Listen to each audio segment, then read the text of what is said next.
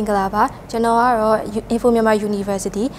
HND program ရဲ့ batch 83မှာပညာသင်ကြားနေရဲ့အကြောင်းသူမျိုးဖွင့်ပြဖြစ်ပါတယ်။ဒီနေ့ကျွန်တော်ပြပြပေးသွားမယ့် project အကြောင်းအရာကတော့ irrigation system လို့ခေါ်တဲ့ project တစ်ခုဖြစ်ပါတယ်။အဲ့ဒါဆိုရင်ဒီ project မှာအဓိကပါဝင်တဲ့ component လေးအကြောင်းကိုရှင်းပြချင်ပါတယ်။ပထမဦးဆုံးအနေနဲ့အဓိကဒီ project မှာပါဝင်တဲ့ component ကတော့ဒီ moisture sensor လေးပေါ့နော်ဒီလိုမျိုးခရင်ကွာလေးနဲ့ပါတဲ့ moisture sensor လေးတစ်ခုပါဝင်မယ်ပြီးသွားလို့ရှိရင်ဒီကနေပြီးတော့ဖမ်းမိတဲ့ data တွေကို display ပြဖို့အတွက်ကိုဒီမှာ LCD လေးတစ်ခုပါမယ်ပေါ့နော်အဲ့ LCD က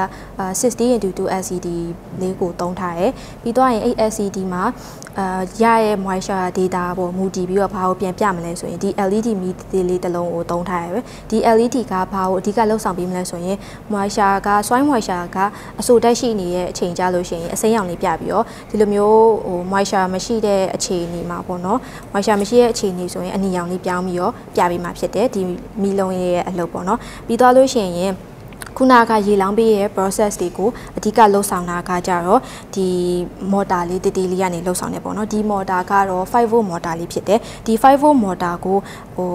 power ပေးဖို့အတွက်ကကြတော့ဒီ 5V adapter တစ်ခုကိုသုံးထားရတယ်ပေါ့နော်ဒီ 5V motor ကESP8266 နဲ့ပြန်ပြီးတော့တွဲသုံးတဲ့အချိန်ကျရင် motor မနိုင်တာတို့လောင်တာတို့ဖြစ်မှာဆိုတဲ့အတွက်ကြောင့်မို့လို့ဒီ 5V adapter လေးကိုသုံးပြီးတော့ဒီပိုက်နဲ့တွဲပြီးတော့ရေကိုကြတော့ဒီလိုလောင်းပေးထားရပေါ့နော်ဒီ process ကဘယ်လိုမျိုးလှုပ်ဆောင်လဲဆိုရင်ဒီမှာကမြေကြီးကအဆိုတက်ရှိနေတဲ့အခြေအနေဆိုရင်ဒီ LCD ကလည်း moisture level အလုံးလောက်ရှိနေတာကိုပြမယ်ပြီးရင် motor ကပိတ်ထားရဲဆိုတဲ့အခြေအနေကိုပြမယ်ပြီးတော့ရင် LED မီးလေးကစိမ်းနေတဲ့ဟာကိုပြမယ်ပေါ့နော်ဒီမြေကြီးကအဆိုတက်မရှိတော့ဘူးခြောက်နေတဲ့အခြေအနေကြလို့ရှိရင်ဒီမီးလုံးလေးကလည်းအနီလေးကိုပြောင်းသွားမယ်ပြီးတော့လို့ရှိရင်ဒီ motor က on ဆိုတာကိုပြမယ်ပြီးတော့ရင် moisture level လည်းတက်လာတဲ့ဟာကိုပြပြီးတော့ဒီရေလောင်းတဲ့ process ကလည်းသူ့အတူ automatic လှုပ်ဆောင်ပြီးသွားတဲ့အခြေအနေကိုရောက်ရှိမှာဖြစ်ပါတယ်ဒီ project က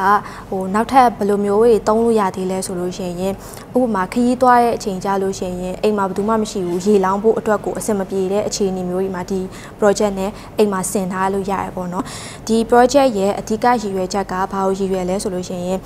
ဒီမြန်မာနိုင်ငံလိုမျိုးအပူပိုင်းဒေသတွေမှာနေရာတည်ကြလို့ရှိရင်စိုက်ပျိုးရေးမှာ